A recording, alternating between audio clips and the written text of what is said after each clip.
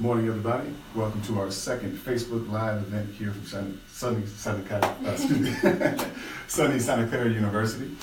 Today's session, we're talking about financial aid. I'm joined by my friend and colleague, Stephanie Blanco. Good morning, Stephanie. Hello, good morning. My name is Stephanie Blanco. I'm actually a financial aid counselor here. I graduated from San Jose State in 2014, so the Spartans. Good stuff, good stuff. All right, so today we're going to talk about the financial aid process, and I think the best way to do this is just sort of start from the beginning and talk about how families and students go about applying for financial aid. Yeah, definitely. So what we encourage students is to actually fill out their FAFSA. So the FAFSA is open right now. It's been open since October 1st. So students and parents could go there and start applying for that. And then we also encourage students to fill out the CSS profile. The CSS profile, it goes into a little bit more depth than the FAFSA, but it's very encouraged for if the students want to be eligible for any kind of institutional need-based grants. Just keep in mind that the CSS profile is, they do charge for the initial, so it's $25 for initial if you want to say, like, send it to us. And then if you want to keep adding to other schools, like if you want to go to different schools, it's going to be $16. And parents and students could actually log into the CSS profile, and that's the College Board website. So students could use their, how they use their SATs, like their login. They could actually use that one to apply for the CSS profile. Okay.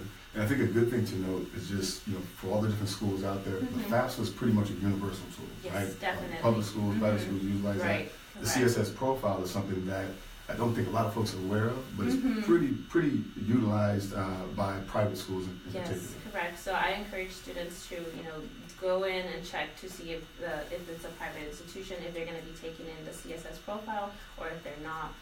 Just, keep in mind of that. Cool. So in terms of the different types of aid that folks might qualify for, at Santa Clara, how does that look? Yeah, so what we do is once we receive those applications, the CSS and the FAFSA, what we do is that we start looking and evaluating to see if you're eligible for any kind of need-based grants. So, for instance, we call it gift aid, which is free money, they're scholarships. That includes the federal and state, so any Pell Grants, Cal Grants, and different other kinds of grants that are out there available for, like, institutional grants as well. We look into that once we receive the CSS and the FAFSA. We also, evaluate for any kind of need-based Santa Clara institutional.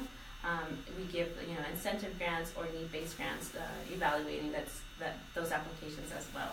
And then you guys, they're eligible as well to be receiving any kind of self-aid. And that's, self-aid is important because it's, they're called, like, student loans, for instance. A lot of students are eligible to receive those loans, so they'll be packaged with that. And just keep in mind, and parents as well, that they are loans, so they would have to be repaid back. And that's kind of why they call it self-aid, because you're kind of, helping yourself out. And then we also have work study, and work study is also self-aid, because the student is eligible to receive, like, an on-campus job if they want to get that money that they can get. And that's going to be like spending money, if they want to use it for, books or personal expenses that the student might have. That's what work study will help you with, or the students out. Right, because there's actually a limit in the amount of hours that they can write. Yeah, right? Correct. So right now it's at 19 hours, so students can't go over that 19-hour max. So that's evaluated by each department. Yeah. So to recap, you have free money, scholarships and grants, and then you have sort of federal money and loans and things like that. Other types of aid out there that folks always ask about merit, right? Right. In terms of academic scholarships and things like that. And I think kind of the what I like about how Santa Clara goes about it is that it's pretty simplistic in that when applicants apply, when students apply to the university, we automatically in the admissions office consider them for any sort of merit-based monies they might qualify for, which takes into account everything. It's a holistic review, as they say. And so, academically, obviously, GPA and test scores, the context of how rigorous a student's time at their high school is something that we take into consideration. The personal side as well, right? So if you want to be in the running for our top scholarships, you need to be an interesting person. So, merit-based monies at Santa Clara range from a dean's scholarship, which has a range of around $3,000 to around $18,000.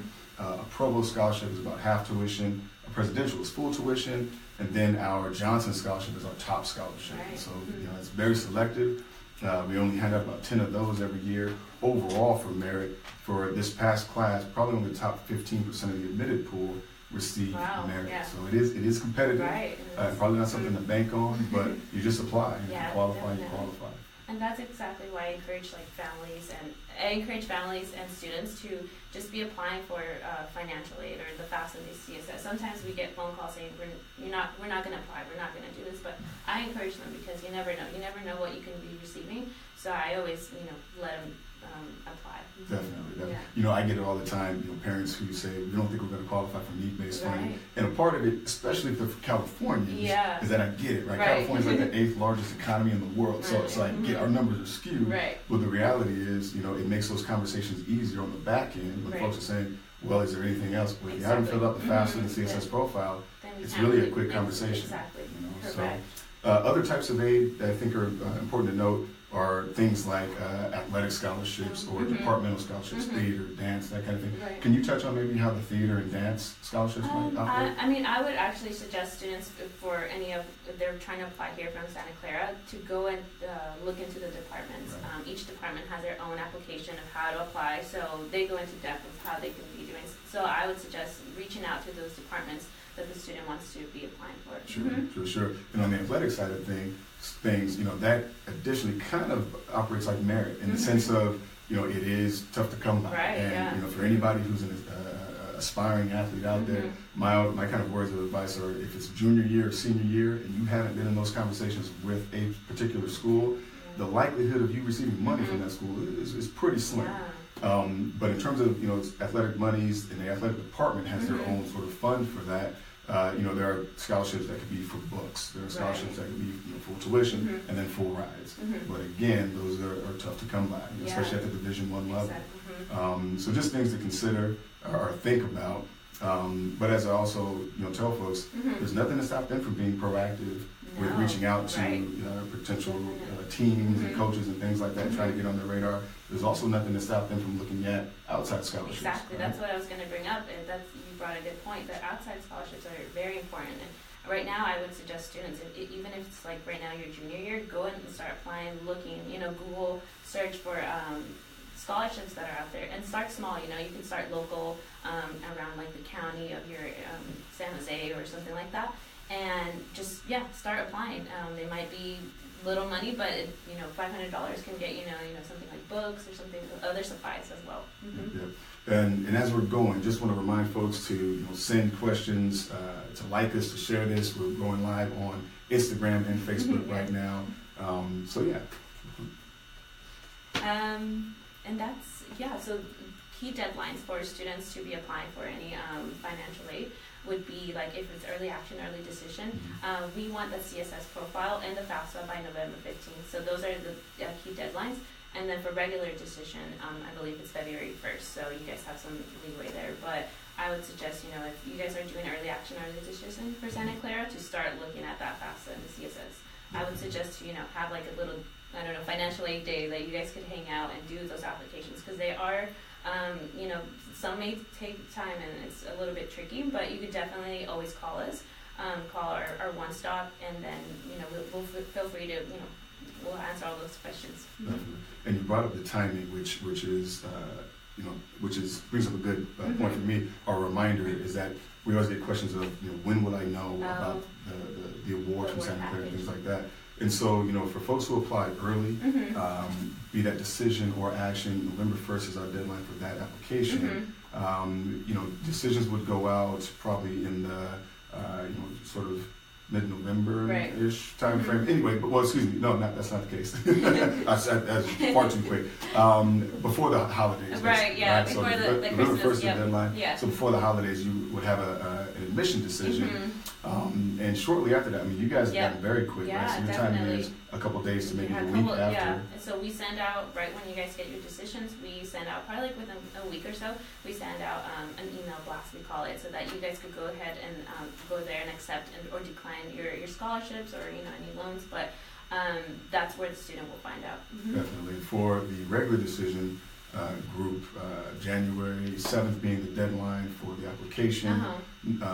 Notices would go out in the March time frame, and then the same thing, right? So yeah, a couple exactly. days to A couple of, like time. a week or so. Then we get a lot of phone calls, and you know, a lot of parents think that or students think that our financial aid it's with the admissions, but it's we have to have a little, time to be doing and packaging those awards. So within a week, you guys will get those decisions. But bottom line for the folks at home, you would always and should always know how much you'll be looking at paying or investing in education in a university before sending that deposit. Oh, definitely, yeah. And you can once you get your admissions and your financial aid, you should see, okay, is this something that I'm going to invest in, or is this something that I need to step back and say, maybe I'm going to another school, but yeah, definitely always keep that in mind. Be looking at that. Very cool.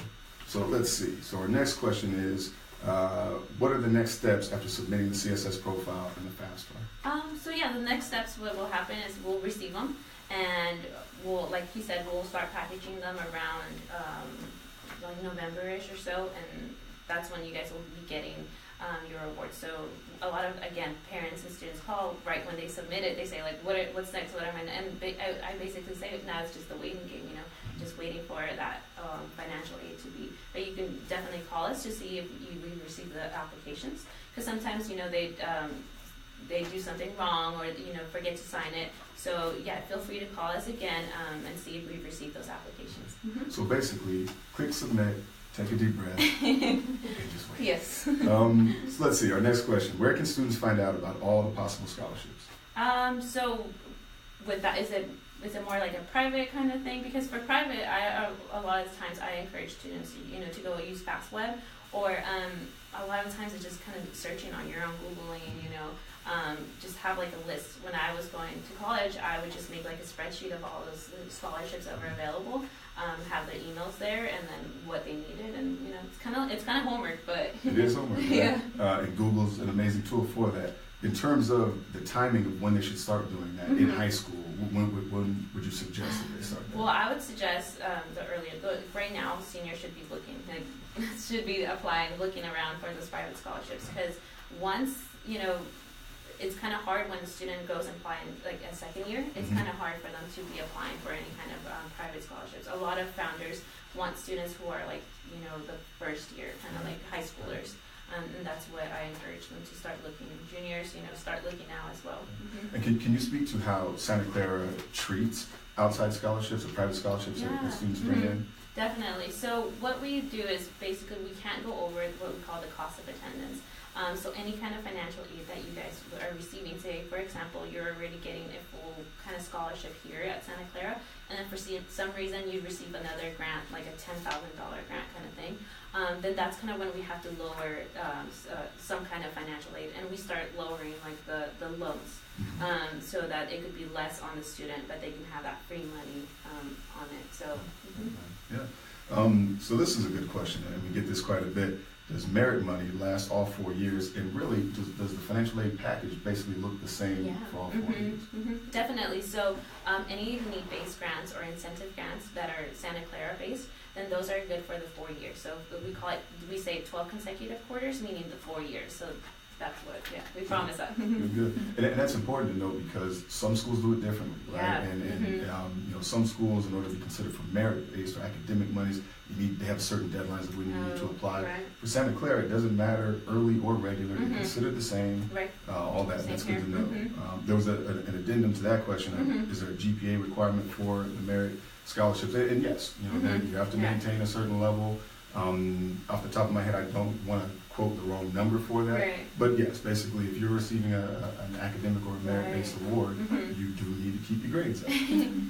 So good. Definitely. And as well, for any kind of federal aid, it has to be at 2.0. The minimum has to be at 2.0 for them to be considered for federal aid for the next years. Right. So C's get degrees and keep your money. Right? Okay.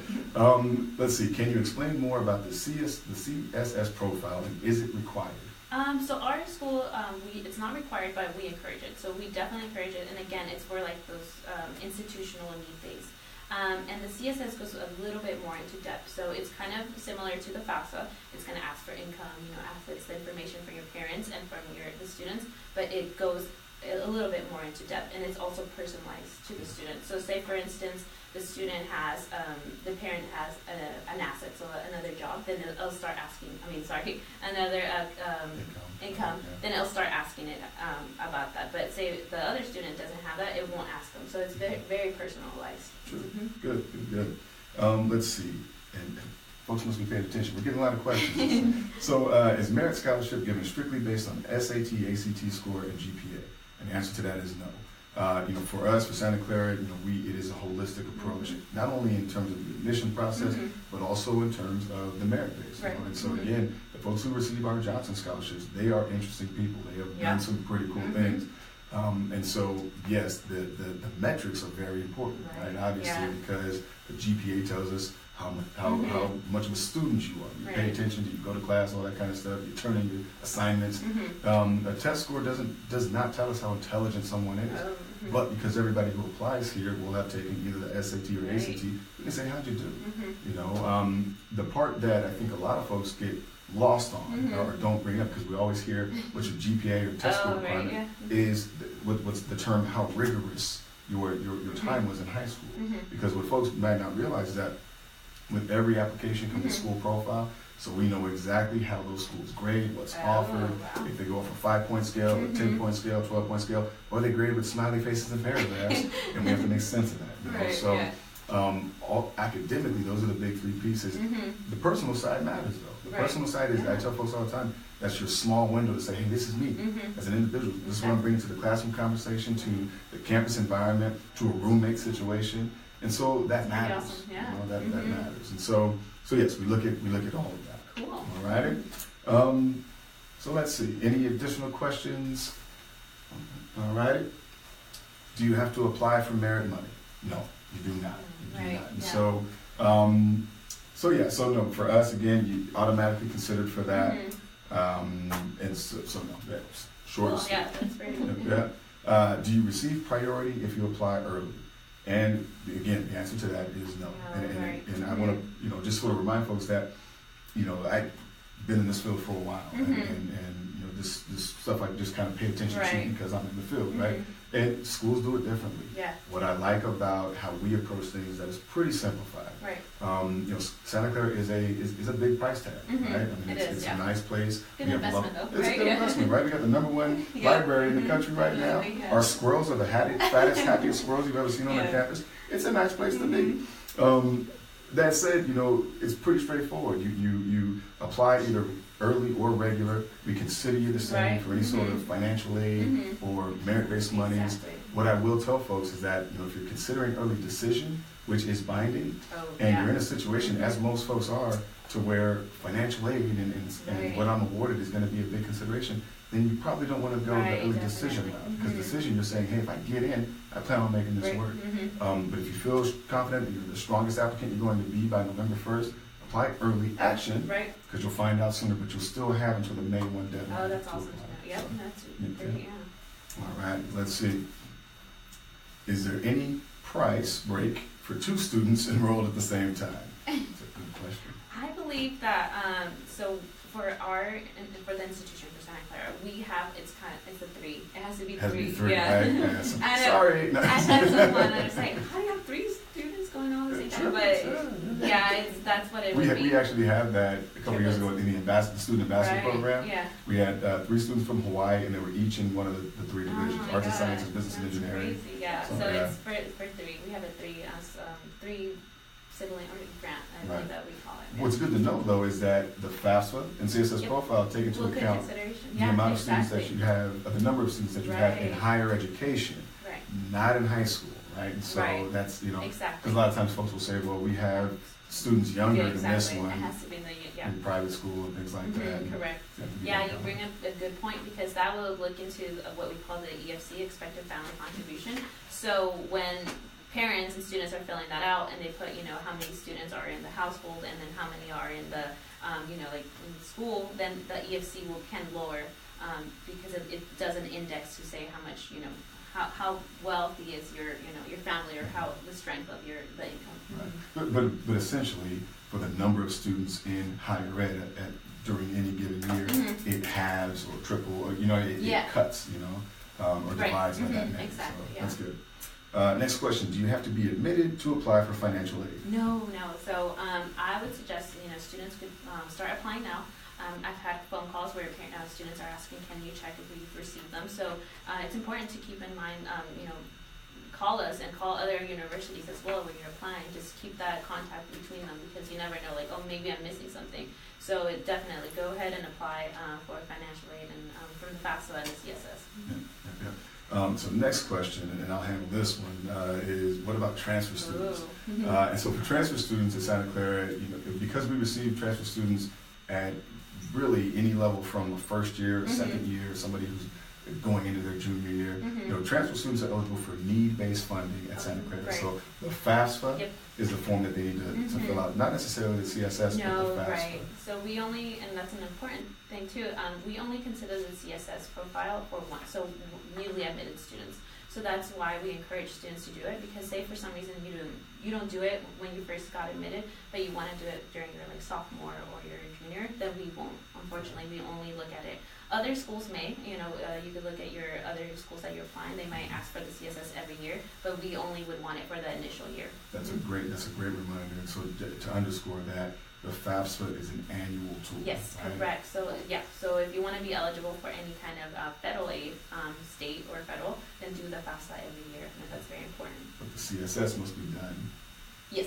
Yeah. One time. Correct. And then that also brings me you brought a good point about any California residents that are out there. So we want the FAFSA to be done by March 2nd, and also to be submitted that GPA verification form, and that's so you could be eligible for that Cal grant. And that's very important. I would suggest to contact your high school counselor to see if they submitted that GPA verification form, because if for some reason the state doesn't get it by March 2nd, then sometimes it's sad because you can't get that Cal grant. Very cool. Yeah. So just a reminder to folks, if there are any questions that we don't happen to get to right now, please email onestop@scu.edu, which is ONESTOP@scu.edu. Should you have any questions that we didn't get to, or call us. Let's see, in terms of where we're streaming, again, Facebook, Instagram, please share, tweet, I don't know, do whatever you do, and share the news, because we do these really to talk about Santa Clara, but really to sort of explain this process to anybody. To anyone, and I would suggest too for any high schoolers or to look into what we call they have high school nights where you can go there. A lot of high schools host, and then financial aid counselors go there to actually go help out families. And so your parents can come, you can come, bring your paperwork, and then we'll be there. You have professionals, so financial aid counselors will be there. Very cool, very cool. Well, I want to thank you for joining us. Thanks for having me. Yeah, this was awesome. And next time we'll see you. We'll let you guys know. We'll send out notifications of our next Facebook Live session. Great. So Thank you. Bye.